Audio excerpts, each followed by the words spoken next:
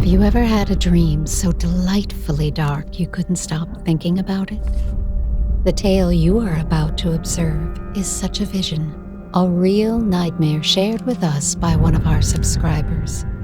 It's time to lift the veil and see which shadows plague us when all the light is gone. Pull up a chair and get cozy as we enter the Nightmare Parlor.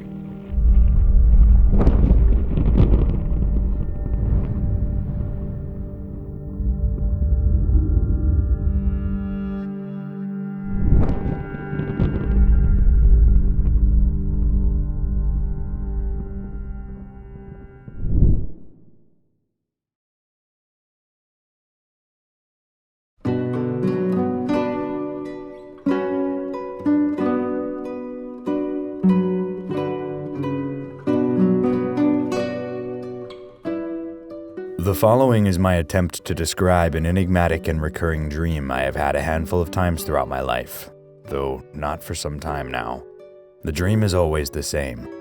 To many, it will likely seem that there isn't anything even remotely frightening about it, and I must admit that I myself agree, although, for some reason, the entire experience has always filled me with a cold, empty sort of terror.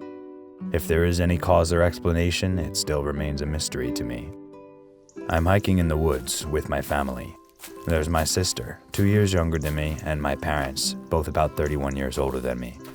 We're dressed lavishly, as a royal family would be, with vibrant and extravagant furs layered over fine silk and leather, our heads adorned with jeweled crowns. High stone walls run miles long around us, 2 of them visible in the distance. They intersect with a fortified tower, looking much like a rook does on a chessboard, making up one of the corners to the vast property enclosed within them. The topography of the land ranged from smooth, farmed plains to crooked, snow-capped mountains, with the woods that we found ourselves in hilly and erratic, sparsely populated by various boulders and trees, the ground below our feet wrought by roots, forming strange shapes almost demanding to be traversed with care. A light snow has started falling, and is just beginning to build up on the earth in prominent parts of our surroundings. An inexplicable feeling of dread hangs in the air.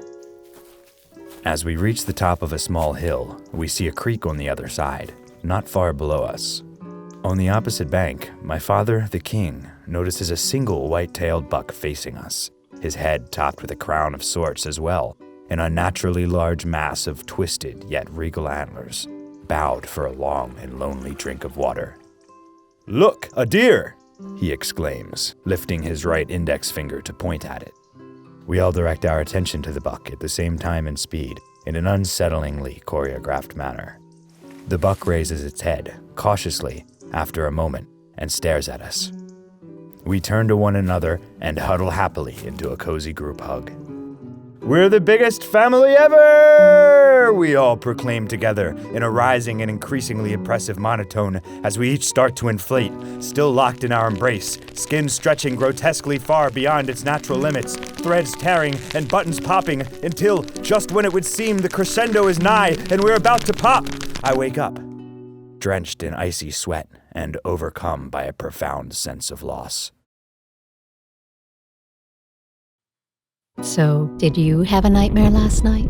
Let us uncover the hidden world that lurks just below your conscious mind. Tell us about your nightmare by using the link in the description or by calling the Nightmare Hotline. That's 27 Bad Dream. That number one more time, 27 Bad Dream.